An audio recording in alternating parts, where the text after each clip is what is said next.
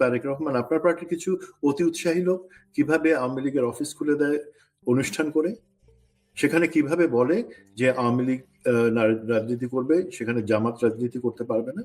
আওয়ামী লীগের পুনরুত্থান ঠেকানো, কারণ এবার কিন্তু ধরেন নির্বাচনে জাতীয় পার্টি নির্বাচনে অংশ নিয়েছে এবং তারা রংপুরেই বিধ্বস্ত হয়ে গেছে, একেবারে রংপুরেই। এটা কিন্তু জনগণের একটা মানে কি বল সিগন্যাল যে জাতীয় পার্টিকে তোমরা কিছু বলো নাই, মানে একটু একটু আলোচনায় থাকলেও কার্যকর ভাবে তাদেরকে কোনো বাধা দেয়া, নির্বাচনে নমিনেশন সাবমিট করতে বাধা দেয়া বা কোন রকমের ঘটনা ঘটে নাই।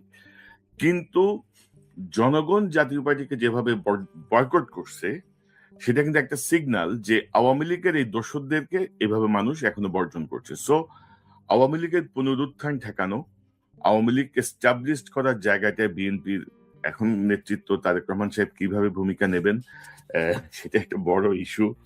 পাশাপাশি জুলাই সনদ বাস্তবায়ন, এটা নিয়ে ধরেন এখনই নানা রকমের তরং বরং কথাবার্তা বলতেছে অনেকে।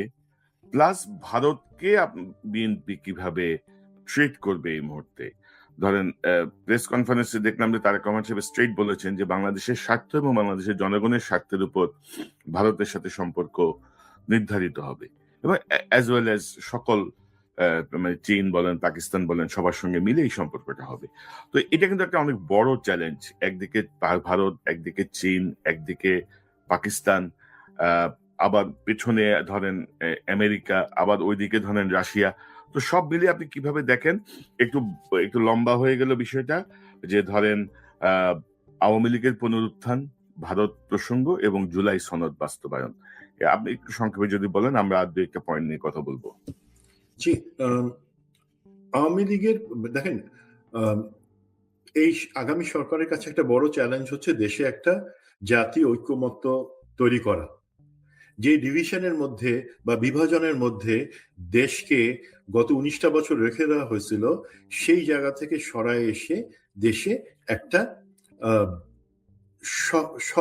সবাই মিলে, জনগণ, পলিটিক্যাল পার্টি, বিভিন্ন স্টেক হোল্ডার্স সবাই মিলে দেশ গড়ার কাজে আগানো, এবং সেই জায়গায় কিন্তু ওনারা আগাচ্ছেন। এবং আমরা মাঝে মাঝে কিছু প্রশ্ন করছি, আমি দেখছি কিছু লোক ইমোশনাল হয়ে আমিরে জামায়াত জনাব শফিকুর রহমান সাহেবকে প্রশ্ন করছেন যে আপনি কেন পারলেন না। আপনি নো, জামাত ইসলামীকে যেমন বুঝতে হবে, বিএনপিকে বুঝতে হবে যে আমরা ইলেকশনে মেইন পারপাস ছিল যাতে হাসিনা ফেরত না আসে, তাদেরকে ইলেকটোরাল। অনেকে হয়তো বলবে না বিএনপি তো আওয়ামী লীগের ভোট 15% পেয়েই তো সে আজকে জিতে আসছে।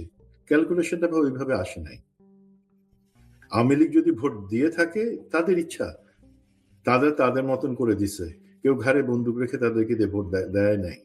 বাট বস্তুত এখন বুঝবার দায়িত্ব, জাতীয় ঐক্যমত যখন আমি তৈরি করব, সেই সাথে কি একটা প্রেশার আসতেছে যে আওয়ামী লীগকে ইনক্লুশন করা, তাদেরকে রাজনীতিতে ফেরত নিয়ে আসা।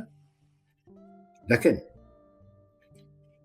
আওয়ামী লীগের কত পার্সেন্ট ভোট কোন পার্টি দেখেছে তার থেকে ইম্পর্টেন্ট হলো বিএনপির কিন্তু আমাদের যে 40% ভোটার যারা আছেন, তারা স্বভাবতই সবসময় ভারত বিরোধিতার জায়গা থেকে তাদের ভোটটা দেন, এবং সেটা নির্বাচনে সবসময় বিএনপির পক্ষেই আসে। এটাই বিএনপি যখন জিতে তার 30 বা 32% ভোটের সাথে সেই ভোটটা যখন অ্যাড হয়ে যায় তখন সে জিতে, এটাই হয়ে আসছে। বাট এবারে শিফটটা আমার থেকে ভালো বিএনপি যারা নির্বাচন পরিচালনা কমিটির সাথে ছিলেন তারা কিন্তু বলতে পারেন এবং জানেন সত্যটা। এবারে এই যে সাইলেন্ট ভোটার্স, যারা কোনো পার্টির লাইনে কখনো ভোট দেন না, তারা দেখেন, বাট তাদের একটাই লাইন, সেটা হচ্ছে ভারত আমাদের দখলদারিত্ব করবে না আমাদের উপরে। সে ভোটটা মেজরিটি কিন্তু জামাত এনসিপির যে জোট সেখানে গেছে। সেই কারণে এই 10% থেকে তাদের ভোটটা 43% আসছে, এটা অস্বীকার করার কোনো উপায় নেই। তার মানে বৃহত্তর জনগোষ্ঠী তারা আওয়ামী লীগকে আর চায় না। আওয়ামী লীগের রাজনীতি, এবং অফিসিয়ালি কিন্তু আওয়ামী লীগের রাজনীতি বন্ধ আইনের মাধ্যমে। সেখানে আপনার পার্টি জনাব তারেক রহমান, আপনার পার্টির কিছু অতি উৎসাহী লোক কিভাবে আওয়ামী লীগের অফিস খুলে দেয় অনুষ্ঠান করে, সেখানে কিভাবে বলে যে আওয়ামী লীগ রাজনীতি করবে, সেখানে জামাত রাজনীতি করতে পারবে না। এগুলো ভয়ঙ্কর কথা। আমি জানি এগুলা আপনার পার্টি লাইনে বা আপনার দর্শন না, বাট এগুলো প্রথম থেকে চাপা দিতে হবে। বাট আওয়ামী লীগ ফেরত আসবে কি আসবে না, এটা যেমন আমাদের রাজনৈতিক দলগুলার একটা সদিচ্ছা এবং ঐক্যমত্যের ভিত্তিতে হবে এবং হয়েছে, যেমন জাতীয় পার্টি বিলীন হয়ে গেছে। এই ক্ষেত্রে কিন্তু আওয়ামী লীগের ক্ষেত্রে জিনিসটা এত সোজা না, ভারতের প্রেসারে জিনিসটা আছে। সুতরাং ভারতের জিনিসটা আসি, উনি যথার্থ বলেছেন যে বাংলাদেশের স্বার্থ অনুযায়ী আমরা আমাদের ফরেন পলিসি বা ভারতের সাথে আমাদের নীতি কি হবে সেটা দেখব।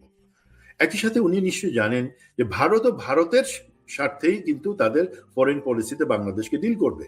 প্রত্যেক দেশ তার নিজস্ব স্বার্থেই সেটা করে। বাট যেই জিনিসটা ইম্পর্টেন্ট ভারতকে বুঝিয়ে দেওয়া যে আমি জনাব তারেক রহমান অথবা বাংলাদেশ ন্যাশনালিস্ট পার্টি আমরা পাওয়ারে আছি, তুমি শুধু আমাদেরকে বা আমাকে তুষ্ট করবার জন্য ভারত তোমার ফরেন পলিসি করো, যেখানে তুমি চাবা যে আওয়ামী লীগকে পুশ করবার জন্য দেশে আবার, সেটা হবে না। বাংলাদেশের জনমত হচ্ছে এইটা, স্বৈরাচারী ফ্যাসিবাদী আওয়ামী লীগ এর আর এই দেশে জায়গা নাই, আমাদেরকে সেটা মেনে নিতে হবে। সুতরাং আমরা সবসময় চাবো, সেটা আমি ভারতের সাথে করি বা অন্য যুক্তরাষ্ট্রের সাথে করি, সেই দেশ বাংলাদেশের জনগণের যে অ্যাসপিরেশন, বাংলাদেশের জনগণের যে ইচ্ছা, সেই জায়গাটাকে সম্মান দিয়েই পররাষ্ট্রনীতি হবে।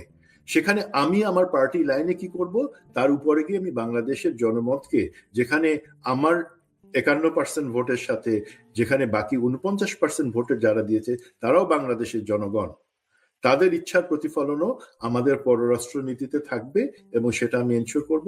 এই জায়গায় যেটা হচ্ছে ভারতের সাথে, ভারতের মতো একটা দেশের সাথে সোজা হয়ে মেরুদণ্ড সোজা হয়ে দাঁড়ানোর জন্য প্রফেসর ইউনূসের গভর্নমেন্টকে আমি যেমন প্রশংসা করি, ওনারা কিন্তু কোনো পার্টি জনগণ কোনো কিছু জনগণের সাথে ছিল, কোনো পার্টি ওনাদের সাথে ছিল না, তারপরে সাহস করে করেছেন।